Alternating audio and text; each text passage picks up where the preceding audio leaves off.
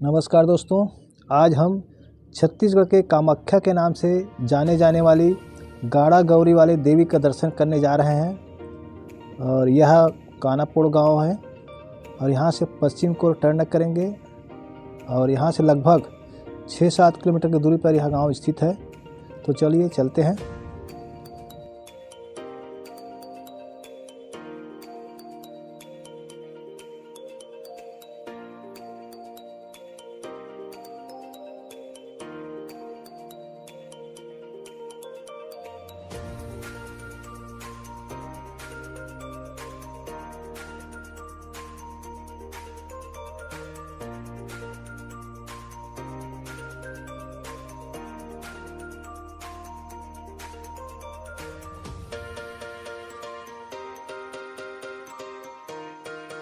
हम आज गाड़ा गौरी के जो स्थल ऊपर में जाना है अपने को, तो हमारे साथ एक है, क्या नाम है जी? मोहन सेन है और ये हमारा गाइड करेंगे। कौन कौन से देव है यहाँ पर, प्राकृतिक वाला भी देव है, तो चलते हैं दोस्तों।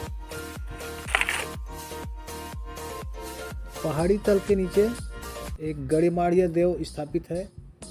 गड़माड़िया देव की पूजा अर्चना के पश्चात ही अन्य धार्मिक कार्य यहाँ से शुरुआत की जाती है। यह एक छोटा सी गुफा पर विराजमान है। गड़माड़िया देव के सामने में प्राकृतिक रूप से पत्थरों से बने एक विशाल शेषनाग है। यह शेषनाग मानो फन को फैलाए हुए बैठा हुआ है, ऐसा प्रतीत होता है। ग्रामीणों का मानना है यह शेषनाग पत्थर में सिक्का अगर चिपकाएंगे तो चिपक जाता है।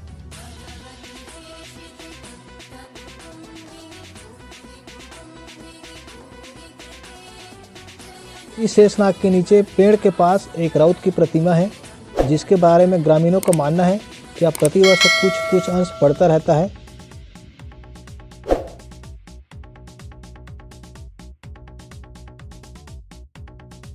के तल में गढ़ शीतला माँ स्थापित है। गढ़ शीतला माँ में प्राचीन शिल्पकला निर्मित मूर्तियों के अलावा बीचों बीच एक गढ़ प्रस्तर भी है, जिसके बारे में ग्रामीण बताते हैं कि यह प्रस्तर प्रतिवर्ष बढ़ता है और इसे ग्रामीण छुरी पत्थर से संबोधित करते हैं। कहा जाता है कि इसका संबंध पहाड़ी के ऊपरी हिस्से से भी है।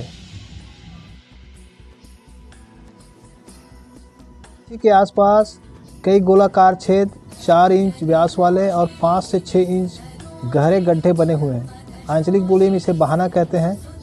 बहाना छत्तीसगढ़ में मूसर के धान कूटने के काम आता है।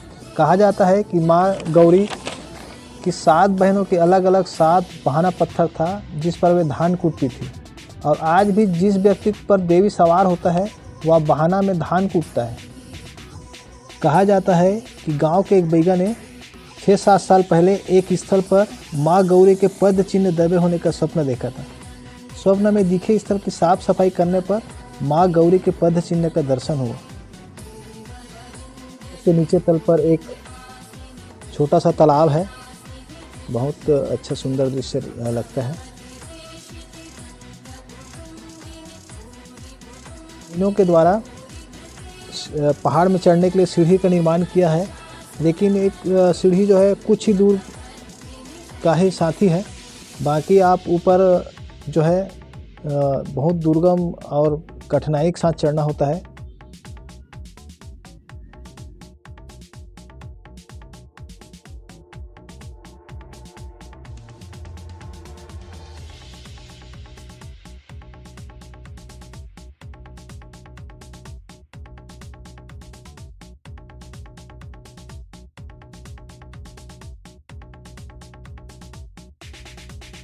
ऊपर से नीचे का दृश्य बहुत ही सुहाना और मनोरम लगता है।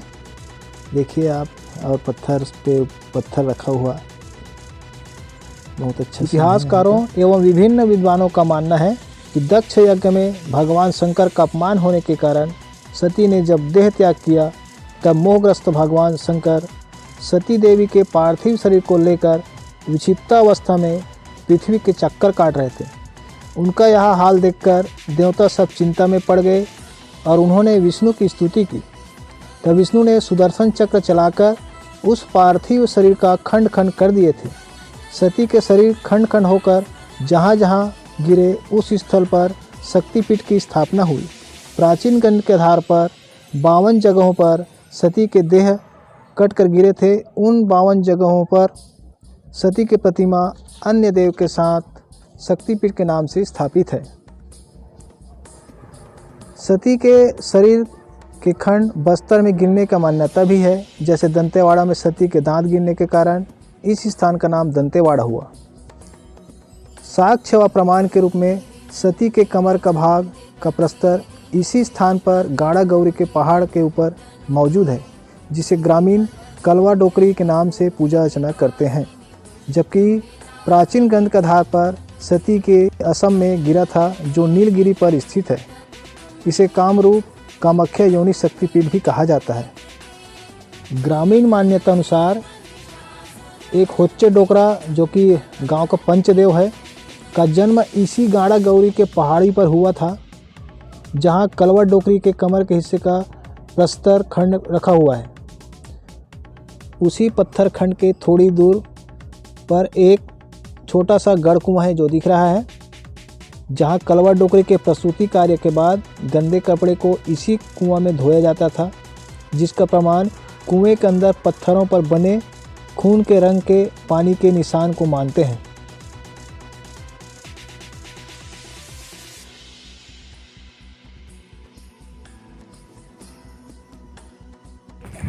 चलो एक कुंड को देख लेते हैं। ये कुंड बहुत ज्यादा गहरा है। जैसे मेला होता है ना हम लोग का गांव में, तो 3 साल के 3 साल यहाँ पे आते हैं। जब जैसे देव झुकते हैं हम लोग, और यही को उसके गले में नारियल वारियल बांध के ले गए थे, डाल दिए थे यहाँ। तो वहाँ कौन सा गाँव है, तो वहीं जाकर इतना दूर में निकला। हाँ 45 किलोमीटर। जैसे शेर देखना है ना, शेर तो किसी का नसीब एकदम अच्छा रहता है ना, तो वो वाला गुफा में व्हाइट कलर का शेर निकलता है वहाँ पर। हाँ वो वाला, वो जो सीधा है ना, वहाँ पे। अच्छा, अभी तो नहीं होगा ना। अच्छा, वो देव रूप वाला है। होगा भी तो कुछ नहीं करता वो। अच्छा, देव रूप वाला है। देव रूप।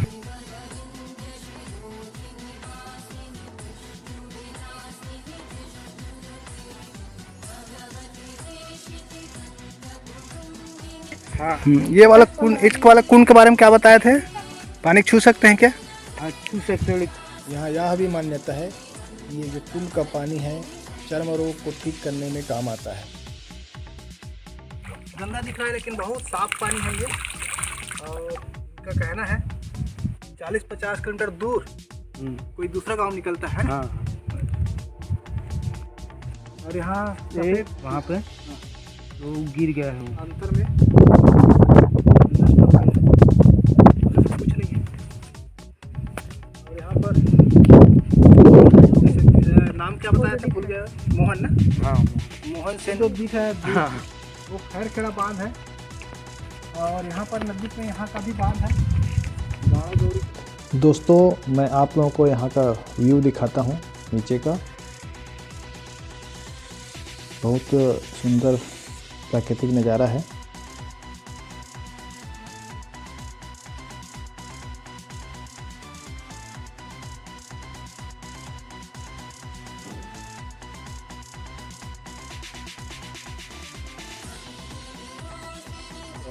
एक कुदरत का करिश्मा टाइप का दिख रहा है। इतना बड़ा बड़ा पत्थर सिर्फ छोटे छोटे पत्थर पर रखाया हुआ दिख रहा है।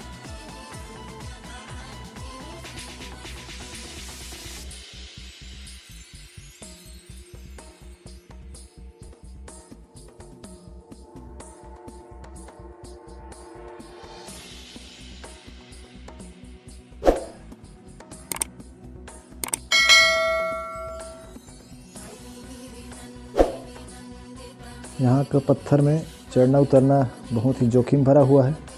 सावधानी से उतरना चढ़ना होता है। तो ठीक है दोस्तों, जाने का वक्त हो चुका है, शाम होने वाली है, और ग्रामीणों का कहना है कि इस स्थान पर भालुओं का निवास स्थान है। पहाड़ की गुफाओं में रहते हैं और शाम होने पर विचरण के लिए निकलते हैं। तो फिर मिलते हैं एक नई वीडियो में नई जानकारी के साथ और नया स्थान में। तब तक के लिए धन्यवाद, जय हिंद। और हमारे इस वीडियो को देखने के लिए पुनः एक बार बहुत बहुत धन्यवाद।